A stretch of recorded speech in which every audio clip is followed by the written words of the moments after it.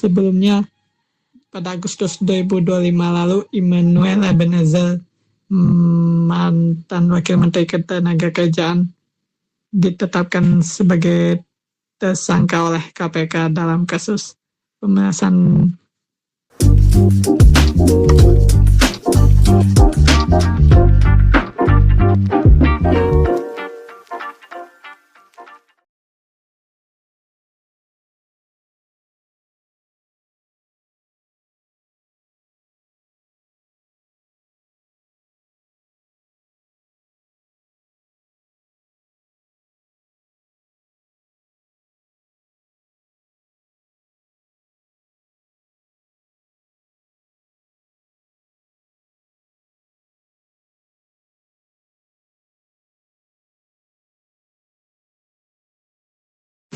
Halo rekan-rekan CTV, balik lagi dari Pulau Gadung. Tempatnya kita ngobrol isu-isu panas yang bikin dahi berkerut, tapi tetap dibahas dengan gaya santai sambil minum kopi. Bersama saya juga Bismillahirrahmanirrahim. Assalamualaikum warahmatullahi wabarakatuh. Selamat malam warga DPG. Balik lagi di podcast dari Pulau Gadung. Tempatnya kita membedah isu-isu paling renyah, paling panas, tapi tetap dibahas dengan gaya tongkrongan. Bersama saya Galang Pratama dan Adi Saputra. Wah, pas banget jam di studio sudah menunjukkan jam 7 malam. Pas banget buat nemenin kamu yang lagi di jalan pulang kerja, yang lagi bahan santuy di kamar, atau yang lagi nongkrong nyari angin malam. Kita bakal menemani Anda selama 1 jam ke depan sampai jam 8 malam nanti. Selamat sejahtera untuk kita semuanya, dan hari ini adalah edisi Sabtu 6 Juni 2026. Dan malam ini bahasan kita nggak main-main. Kita bakal pasang rada tajam kepada kedua nama besar yang lagi sering banget mondar-mandir di ruang diskusi elit politik kita tahun 2026 ini. Dan di sudut kiri ada Silmi Karim, sosok troubleshooter birokrasi yang manuvernya selalu menarik perhatian.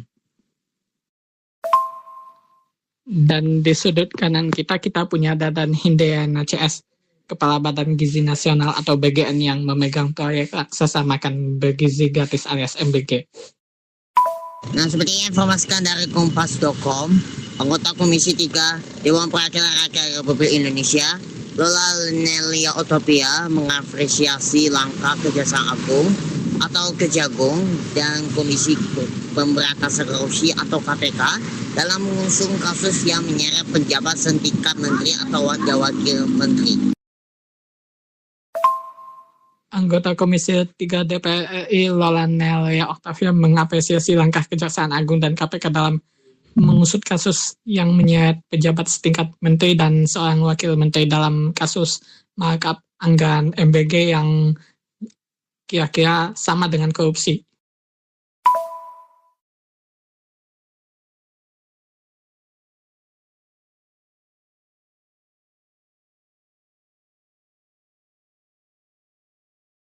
Sebagai informasi, Kejagung telah menetapkan ex-kepala Badan Gizi Nasional atau BGN, Dadan Hindayana beserta 2 wakilnya menjadi tersangka kasus korupsi tata kelola MBG. Sebagai informasi ya, Kejaksaan Agung telah menetapkan mantan Kepala Badan Gizi Nasional atau BGN dan 2 orang wakil kepala menjadi tersangka kasus korupsi tata kelola makan bergizi gratis atau MBG. Berita terbaru, Kepala Badan Gizi Nasional Dadan Hindayana bersama 2 orang wakil Kepala Badan Gizi Nasional menjadi tersangka kasus korupsi tata kelola MBG, dan juga Silmi Karim, mantan Wakil Menteri Imigrasi dan Pemasyarakatan, menjadi tersangka kasus pemerasan tenaga kerja asing. Sebelumnya, pada Agustus 2025 lalu, Immanuel Ebenezer, mantan Wakil Menteri Ketenagakerjaan, ditetapkan sebagai tersangka oleh KPK dalam kasus pemerasan tenaga kerja. Yang jadi pertanyaannya adalah, ada apa dengan mereka berdua? Kenapa nama akademisi pencetus program Gizi dan nama eksekutor lapangan berlatar belakang korporasi ini mendadak sering disebut dalam satu nafas yang sama? Apakah ini kolaborasi murni atau ada permainan catur politik baru? Tak usah lama-lama ya, pasang earphone Anda kencang-kencang karena 1 jam ke depan kita akan bongkar. Ada apa dengan Dadan Hindayana CS dan Silmi Karim? Yuk kita bahas.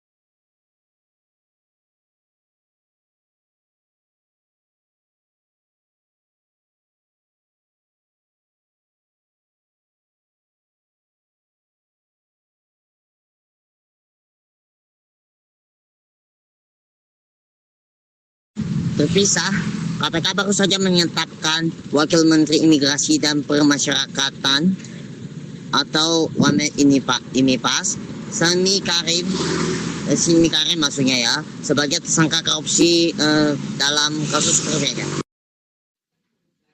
Terpisah, KPK baru saja menetapkan Wakil Menteri Imigrasi dan Pemasyarakatan Silmi Karim sebagai tersangka korupsi dalam kasus berbeda. Sebelumnya, pada Agustus 2025 lalu, mantan Wakil Menteri Ketenagakerjaan Immanuel Ebenezer ditetapkan sebagai tersangka oleh KPK dalam kasus pemerasan tenaga kerja.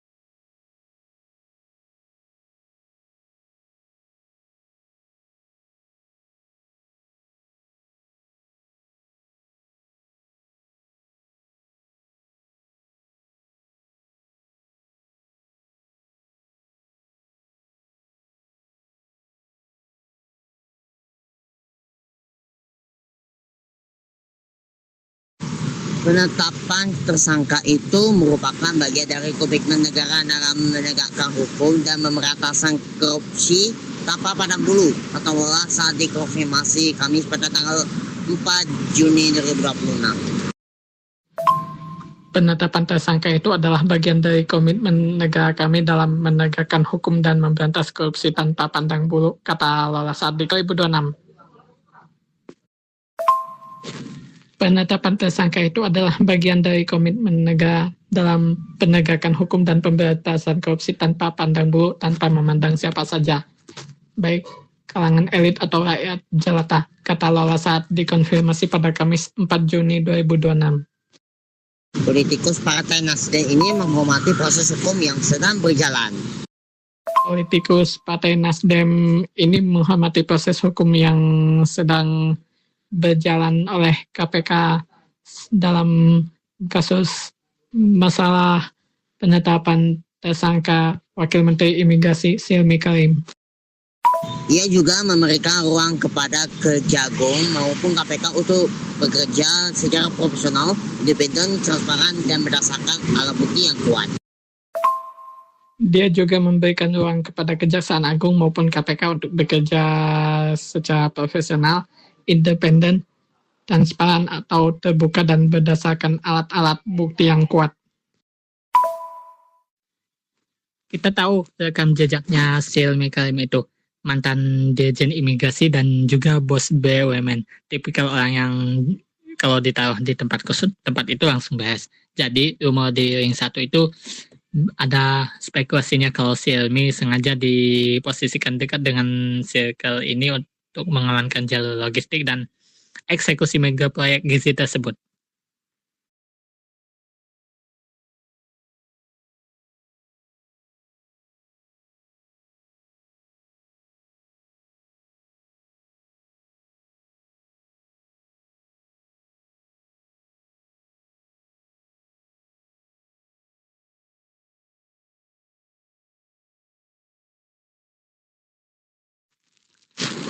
Asas praduga tak bersalah juga harus tetap dijunjung tinggi sampai adanya putusan pengadilan yang memiliki kekuatan hukum tetap. Prinsip praduga tak bersalah juga harus tetap dijunjung tinggi sampai adanya putusan pengadilan yang berkekuatan hukum tetap. Oke, kita masuk ke menu utama atau inti utama kita pada podcast DPG edisi hari ini. Pemirsa, kita tahu Dadan Hidayana CS ini sekarang sedang pusing 7 keliling yang nauzubillah itu kan. Badan Gizi Nasional itu anggarannya triliunan, skalanya nasional, mengelola logistik makanan dari Sabang hingga Merauke itu bukan cuma soal menghitung kalori, tapi soal supply chain yang rawan adanya kebocoran.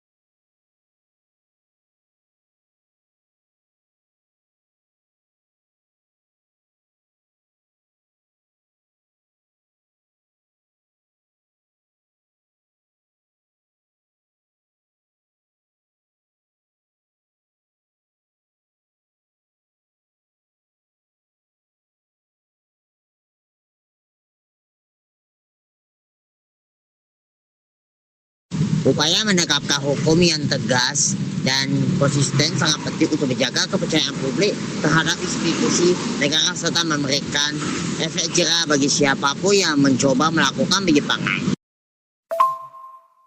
Segmen ini menyoroti momen krusial penunjukan Hilmi Karim sebagai Direktur Utama PT Krakatau Steel, sebuah perusahaan pembuatan baja di Cilegon, Banten. Dikenal sebagai spesialis pembenahan perusahaan negara yang sakit atau corporate turnaround. Masuknya Hilmi Karim menandai peralihan dari fase perencanaan penuh teori ke fase eksekusi yang radikal. Fokus utama segmen ini adalah keberanian kepemimpinan dalam mengambil keputusan pahit yang selama puluhan tahun dihindari.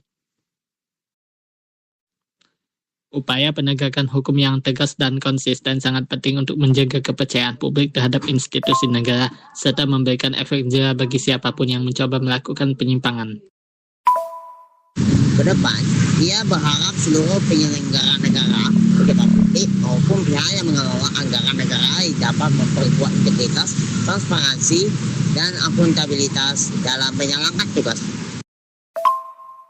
Kedepannya, ia berharap seluruh penyelenggara negara, pejabat publik maupun pihak yang dipercayakan untuk mengelola anggaran negara dapat memperkuat integritas, transparansi, keterbukaan, dan akuntabilitas dalam menjalankan tugas. Lola mengatakan pencegahan harus berjalan beriringan dengan penindakan agar kasus-kasus serupa tidak terus berulang. Lola mengatakan bahwa pencegahan harus berjalan beriringan dengan penindakan agar kasus-kasus yang serupa tidak terus berulang di masa yang akan datang. Sebagai anggota Komisi 3 DPR RI, dia juga menyampaikan pesan agar aparat penegak hukum tetap menjaga profesionalisme, independensi, dan integritas dalam setiap proses penegakan hukum yang ada. Sebagai anggota Komisi 3 Dewan Perwakilan Rakyat, ia juga mempesan agar aparat penegak hukum tetap menjaga profesionalisme, independensi, dan integritas dalam setiap proses penegakan hukum. Dan kita bahas tentang Silmi Karim, Wakil Menteri Imigrasi dan Pemasyarakatan yang jadi tersangka KPK. Apa kita harus bahas Silmi Karim dulu? Kita sekarang sudah bahas Dadan Hindayana yang jadi Kepala Badan Gizi Nasional yang ditetapkan sebagai tersangka oleh Kejaksaan Agung. Kali ini kita bahas Silmi Karim, mantan Wakil Menteri Imigrasi dan Pemasyarakatan yang ditetapkan sebagai tersangka oleh KPK. Masyarakat menaruh harapan besar agar pemberantasan korupsi dilakukan secara adil, objektif, dan tidak tebang pilih, sehingga supremasi hukum benar-benar dapat dirasakan oleh seluruh rakyat. Tadi kan kita udah kita bahas bagaimana gilanya Silmi Karim memotong struktur manajemen sampai mematikan pabrik blast furnace. Tapi bro, gua mau tanya sama lo, secara logika kalau pabrik utamanya dimatikan, bukannya kapasitas produksi malah turun? Kok bisa malah untung sekali ya? Masyarakat menaruh harapan besar agar pemberantasan korupsi dilakukan secara adil, objektif, dan tidak tebang pilih sehingga supremasi hukum benar-benar dapat dirasakan oleh seluruh rakyat. Itu adalah inti utama kita dalam podcast DPG untuk edisi hari ini. Dan sekarang kita masuk ke dalam tanya jawab ya. Diberitakan, Kejagung menetapkan mantan Kepala BGN Dadan Hindayana sebagai tersangka dalam kasus dugaan korupsi penyimpangan tata kelola program MBG pada hari Rabu pada tanggal 3 Juni 2026. Nah, ini dia plot twistnya yang banyak orang salah paham banget. Disinilah pintarnya eksekusi bisnis. Pabrik blast furnace itu dimatikan karena biaya operasionalnya kemahalan, bikin harga baja lokal kalah saing sama baja impor. Pas itu dimatikan, Krakatau Steel justru mengubah strategi. Mereka datangkan atau maksudnya impor bahan baku yang setengah jadi, slab atau billet yang harganya jauh lebih murah di pasar global lalu diolah di sini. Sebelumnya diberitakan bahwa Kejagung menetapkan mantan Kepala BGN Dadan Hindayana sebagai tersangka dalam kasus dugaan korupsi penyimpangan tata kelola MBG atau makan bergizi gratis pada Rabu 3 Juni 2026. Dandang, penyelidik juga menetapkan mantan Wakil Kepala BGN Bidang Operasional Sony Senjaya serta mantan Wakil Kepala BGM Bidang Pengembangan Organisasi dan Hubungan Kelembagaan Lodework Usung sebagai tersangka. Oh, jadi daripada maksain bikin bahan baku sendiri tapi boncos karena mesinnya nggak efisien, mending beli bahan baku murah dari luar terus fokus di proses hilirisasinya. Selain Dadan, penyidik juga menetapkan mantan Wakil Kepala BGN Bidang Operasional Sony Sanjaya serta mantan Wakil Kepala BGN Bidang Pengembangan Organisasi dan Hubungan Kelembagaan Lodework Pusung sebagai tersangka.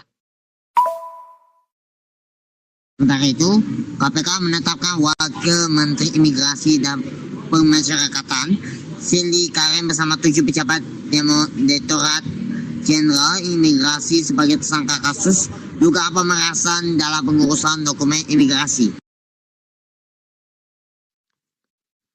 Tepat banget ya. Jadi energi dan modal mereka nggak habis buat nomokin biaya pabrik yang bocor tadi. Fokusnya dipindah ke produk akhir yang punya nilai jual tinggi kayak baja buat otomotif, konstruksi, sama infrastruktur. Makanya gitu masuk tahun 2020 laporan keuangannya langsung berbalik arah 180 derajat. Oke, kita membaca satu lagi berita tentang sementara itu KPK menetapkan Wakil Menteri Imigrasi dan Pemasyarakatan Silmi Karim bersama 7 pejabat Direktorat Jenderal Imigrasi sebagai tersangka kasus dugaan pemerasan dalam pengurusan dokumen imigrasi. Baik, kita masuk ke dalam kesimpulan. Apa kesimpulan yang kita dapatkan pada podcast DPG untuk edisi hari ini? Silakan. Nah, kesimpulannya, sejumlah media asing kembali menyoroti Republik Indonesia. Tak hanya soal pelemahan rupiah, tapi juga kasus hukum yang terjadi. Laman Prancis, AFP misalnya, menyoroti menyekapai ex Kepala Badan Gizi Nasional atau BGN, Dana Hinayana. Media itu membuat artikel menjudul Indonesia Arrested Check Hack of Financing. Rekan CTV, sampai di sini jumpa kita dalam podcast DPG dari Pulau Gadung kali ini. Terima kasih dan sampai jumpa lagi di episode podcast DPG dari Pulau Gadung yang selanjutnya. Sejumlah media asing kembali menyoroti Republik Indonesia. Tak hanya soal pelemahan rupiah sampai 18.000 rupiah ya, per 1 US dollar, tapi juga kasus hukum yang terjadi. Laman Prancis, AFP misalnya menyoroti penangkapan mantan Kepala Badan Gizi Nasional Dadan Hindayana, membuat artikel berjudul Indonesia Arrests Second Head of Female Scam.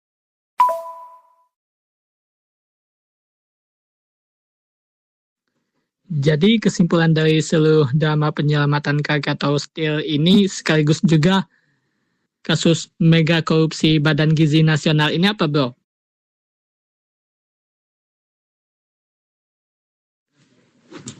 Kesimpulannya adalah, bagi saya pribadi kesimpulannya cuma satu ya. Start itu nggak ada artinya kalau nggak punya eksekutor yang memiliki nyali. Silmi Karim membuktikan kepada kita kalau mau menyembuhkan penyakit kronis, kita nggak bisa cuma pakai obat penurun panas atau paracetamol ya. Harus berani bedah, harus berani amputasi.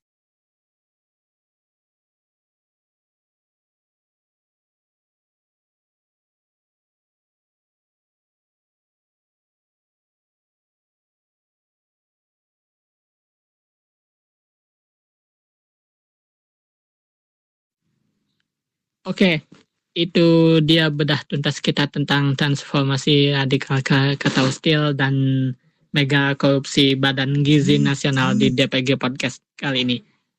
Saya Galang Pratama dan Adi Saputra. Sampai ketemu lagi di episode selanjutnya. Ciao, terima kasih dan wassalamualaikum warahmatullahi wabarakatuh. Sampai ketemu di episode selanjutnya.